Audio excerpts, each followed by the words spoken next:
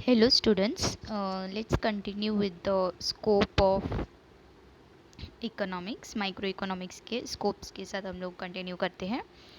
So last lecture में हम लोग ने जो है माइक्रो इकोनॉमिक्स क्या होता है ये देख लिया था। तो micro economics is study of economic in a very individualistic way, मतलब हम लोगों को इंडिविजुअल अप्रोच रखना रहता है। अभी हम लोग स्कोप पढ़ेंगे। सो फर्स्ट इज मैं आप लोगों को ये चार्ट दिखा देती हूँ। Scope of micro economics, it is basically divided into three parts. Theory of product pricing, second is theory of factor pricing and third is theory of economic welfare. जो theory of product pricing है वो फिर से दो part में divide हुआ है, एक है डिमांड एनालिसिस और दूसरा है सप्लाई एनालिसिस। जो थियोरी ऑफ फैक्टर प्राइसिंग है वो आगे 4 पार्ट्स में डिवाइड हुआ है, rent, wages, interest and profits. और जो थियोरी ऑफ इकोनॉमिक वेलफेयर है वो आगे और 3 पार्ट्स में डिवाइड हो गया है, जो कि है efficiency in production, efficiency in consumption and overall economic efficiency. Let's study about theory of product pricing in more detail. The price of an individual commodity is determined by the market forces of demand and supply. तो हम जब भी एक product होता है, ठीक है, आप कोई भी प्रोडक्ट ले लीजिए, उसका प्राइस किस बेसिस पर तय होता है? तो उसका जो बेसिस होता है ना, वो डिमांड और सप्लाई होता है। जब डिमांड और सप्लाई इक्विलिब्रियम प्राइस पे आता है ना, तब वो प्राइस जो है ना वो उसका मार्केट प्राइस बन जाता है। तो ये जो प्रोडक्ट के जो प्राइस हम लोग रख रहे हैं एक्सक्यूज मी, तो वो किसके बेसिस पे था? डिमांड एंड सप्लाई के बेसिस पे था। तो ये जो डिमांड एंड सप्लाई है ना, इसी के बेसिस पे ना जो प्रोडक्ट होता है उसका हम लोग प्राइसिंग करते हैं। सो ये भी चीज़ किसके अंदर आती है? माइक्रो इकोनॉमिक्स के अंदर आती है, क्योंकि ये जो डिमांड एनालिसिस है, सप्लाई एनालिसिस है, ये सब हम लोग कहाँ पढ़ेंगे? माइक्रो इकोनॉमिक्स के अंदर ही पढ़ेंगे। Micro economics is concern with demand analysis, ठीक है। डिमांड मतलब क्या? Individual consumer behaviour. अब जैसे कि डिमांड कब होगा? जब कंज्यूमर, मतलब जो वो प्रोडक्ट कंज्यूम करेगा उसके चॉइसेस पर ना। जैसे कि अगर पोटैटोज मैं खा रही हूँ तो हम लोग खा रहे सपोज, तो हम लोग क्या तय करेंगे? डिमांड ना, कि कैसे उसका डिमांड हो रहा है, ज़्यादा हो रहा है, कम हो रहा है, वैसे। और सप्लाई एनालिसिस जो है वो इंडिविजुअल प्रोड्यूसर बिहेवियर होता है। सप्लाई कौन तय करेगा? कितने पोटैटोज जो है मार्केट में आएंगे, कितने नहीं आएंगे, वो सप्लाई करने वाले तय करेंगे, सप्लायर्स करेंगे, प्रोड्यूसर्स करेंगे वो तय। तो ऐसा ये है theory of product pricing. Theory of product pricing ये जो है ना, इसके ऊपर और भी आपके चैप्टर्स है आगे, demand, supply, and it is a very nice concept. अगर आप इसको एकदम डिटेल में पढ़ोगे आगे जाकर है इसमें थोड़ा।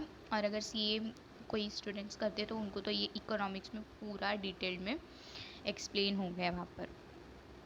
अभी हम लोग नेक्स्ट करते हैं theory of factor pricing in micro economics, ठीक है। अभी जो माइक्रो इकोनॉमिक्स है उसमें जो है ना 4 फैक्टर्स है जो कि प्रोडक्शन प्रोसेस में कंट्रीब्यूट करते हैं, जो कि मेजरली है land, labour, capital and entrepreneur, ठीक है।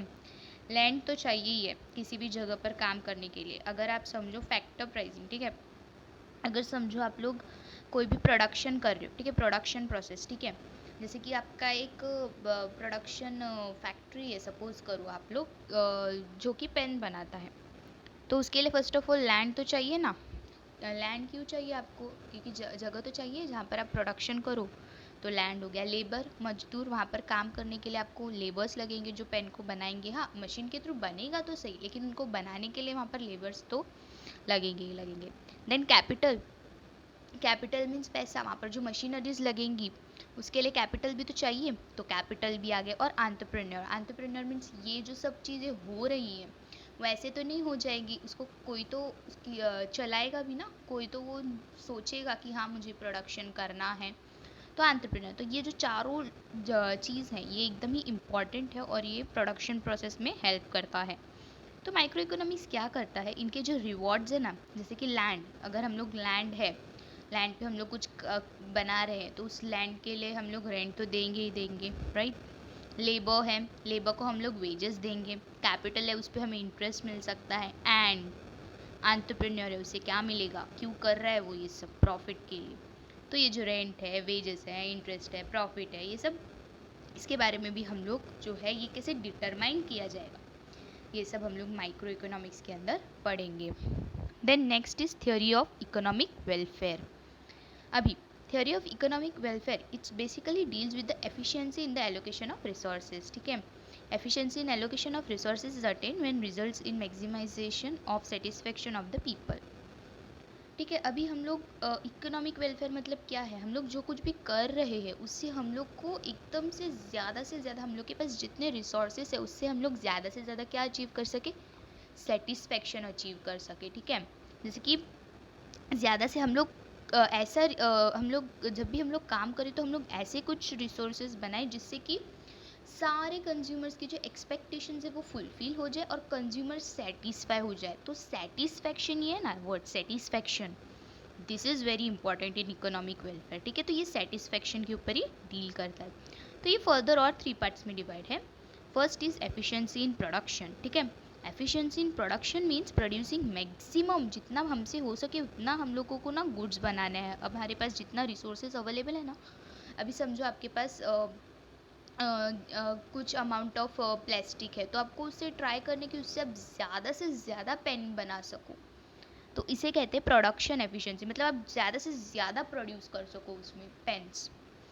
देन आता है एफिशिएंसी इन कंजम्पशन। ठीक है, efficiency in consumption means distribution of produced goods and services among the people for consumption in such a way as to maximise total satisfaction of the society. ठीक है, जब कोई भी consume करेगा ना आपके प्रोडक्ट्स या सर्विसेज पीपल, तब उन्हें ना सेटिस्फेक्शन मिलना चाहिए। अगर कंज्यूमर सेटिस्फाई हुआ तो आपको एक इकोनॉमिक वेलफेयर का ये मिलता है। ठीक है, satisfaction is the most important. क्यों करते हैं हम ये, अल्टीमेटली कंज्यूमर सेटिस्फेक्शन के लिए ना प्रोडक्शन, सारी चीज़ों का प्रोडक्शन क्यों होता है, क्यों, ताकि कंज्यूमर सेटिस्फाई हो सके, और कंज्यूमर सेटिस्फाई होगा तो वो आपको प्रोडक्ट खरीदेगा, प्रोडक्ट खरीदेगा तो ऑब्वियसली एंटरप्रेन्योर को ज़्यादा प्रॉफिट होगा।